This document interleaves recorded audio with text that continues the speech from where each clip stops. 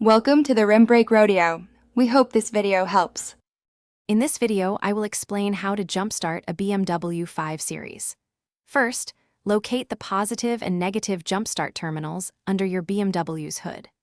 The positive terminal is typically covered by a red cap with a plus sign, while the negative terminal is a metal post or an engine bolt.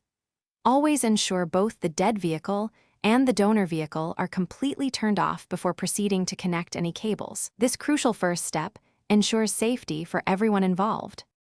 Next, let's connect the jumper cables. First, attach one red positive clamp to the positive terminal of your dead BMW. Then, connect the other red clamp to the positive terminal of the donor vehicle. Now, take one black negative clamp and connect it to the negative terminal of the donor car. Finally, attach the remaining black clamp to an unpainted metal surface on your BMW, away from the battery, like an engine bolt. With cables connected, start the donor vehicle and let it run for 5 to 10 minutes, allowing charge transfer. Then, try starting your BMW 5 Series.